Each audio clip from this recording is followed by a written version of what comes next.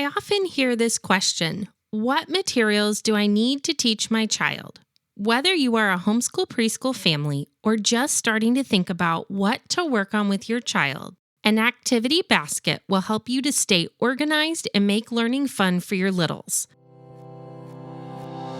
Hey there, Mama. I'm Lauren Brainerd, and this is Teach Your Littles at Home. I'm so excited you have tuned in as I share fun and hands-on activities you can use right away to help you play and learn with your little ones.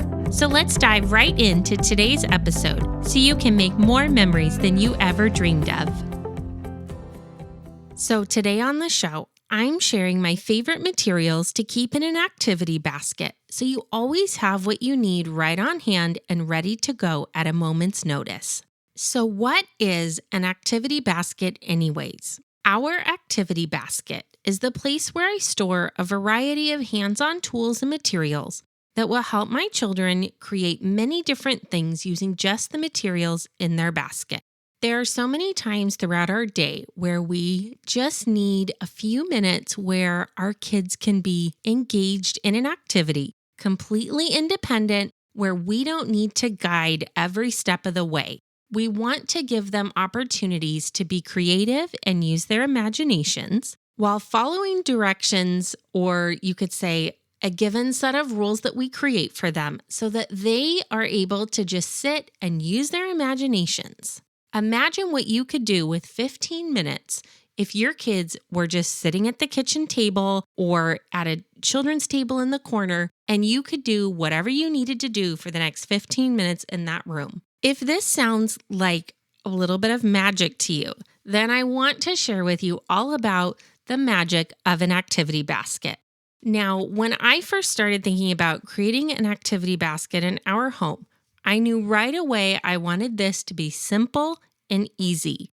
I wanted to include items that I could hand to my preschoolers without having to worry about coming back to too large of a mess or worried about them hurting themselves or in any way. This means I couldn't include liquid paint or dot markers. I couldn't include scissors or liquid glue because these items require a bit more supervision than I want to give when it's activity basket time.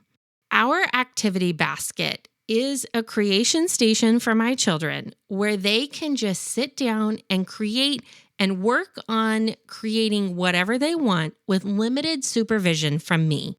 Now, the reason I say limited is because we obviously need to supervise our children all the time, but I don't need to give them my undivided attention and be standing right beside them, ready to intervene should the scissors get out of control or the paint get too messy.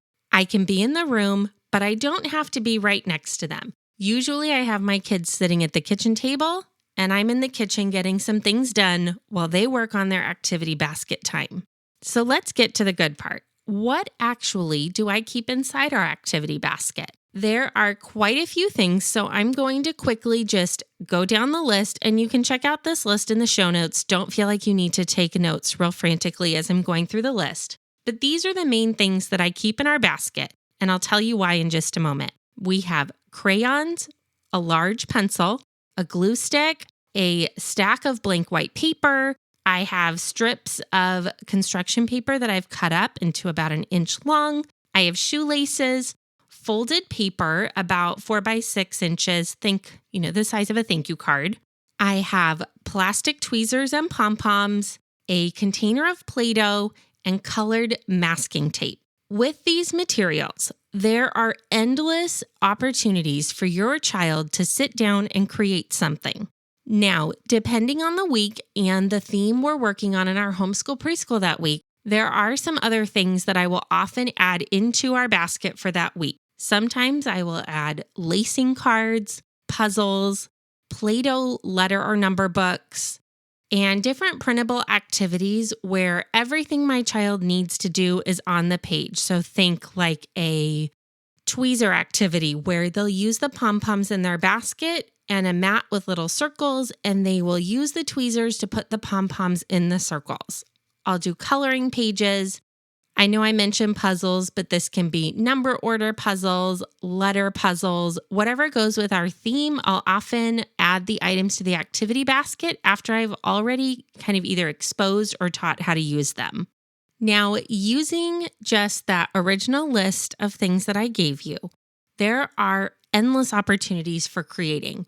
When you hand your child this basket, you're opening up a world of imagination to them. They can color a picture of whatever they want using that blank white paper. They can create collages by tearing paper. So remember I mentioned that I have those colored paper strips inside our basket. What these are for is for just tearing paper. So my kids are not actually cutting out a little square from that strip and pasting it on. They're just ripping and tearing and using that to create something. Since we have included different sizes of paper and we have included a masking tape roll and a glue stick, there are so many different STEM projects that your kids can create. So think about them putting on their architect or their engineer builder hat, and they get to go and build something. They could create a robot. They could create a roller coaster using paper that runs in different directions. There are so many different things that our kids can create when we give them the opportunity to. So what I want to stress is that this activity basket can look so many different ways depending on the family who is implementing it. You know your child best. You know what they like, what they might want to create, and what the materials they would enjoy having in that basket. Create a basket that is centered around your child's interests and watch them sit down and create when they're given the opportunity for unstructured, creative time to use their brains and build something. The only rule that I give my child when we're using our activity basket is that they have to stay in the spot they're in.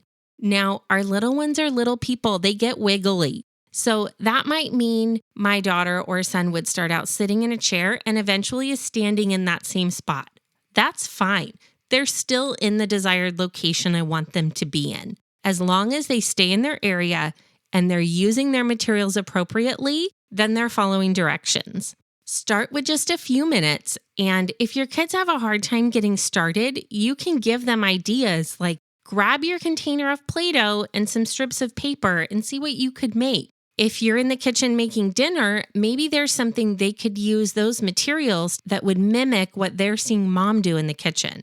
Just open up their eyes to how to be creative and what they can create, and watch the magic happen as they play with their activity baskets and you find some more time in your day to get the things done that you need to get done around your home. I hope you're feeling inspired to go through your house and find a basket and add things that you already have on hand to your basket so that you can implement this with your kids right away. If you want to grab a few printable items to add into the basket, make sure to download my free preschool bonus bundle. Inside the bundle, you will find some Play-Doh cards, a colors book, some matching cards for the alphabet, lots of simple and easy printable items you could add into your basket to just give your kids a few more activity ideas that they can use when they sit down for basket time. I would love to hear how this goes in your home, so make sure to hop on over to our Teach Your Littles at Home Facebook group and join if you haven't already. And if you are in there, I hope you will snap a picture of your activity basket and share with the group what you're doing in your home this week. I can't wait to chat with you some more next week. Thank you so much for tuning in to this episode of Teach Your Littles at Home. I hope you are feeling so inspired to create a new activity to do right away with your little ones. If you like listening to my mommy, will you please leave her a review? Before you head off to plan the next activity, would you mind leaving me a quick review on Apple Podcasts or wherever you are listening from? This is the only way for me to know if you're finding my tips, activities, and advice helpful, and I get so excited reading each and every review. I hope this episode has left you feeling empowered to try something new with your kids this week. And if so, would you please hit the share button and share this episode with another one of your mama friends who also wants to create activities with her little ones. I can't wait to share even more fun activities with you on our next episode. Have a wonderful rest of your day playing and making memories with your little ones.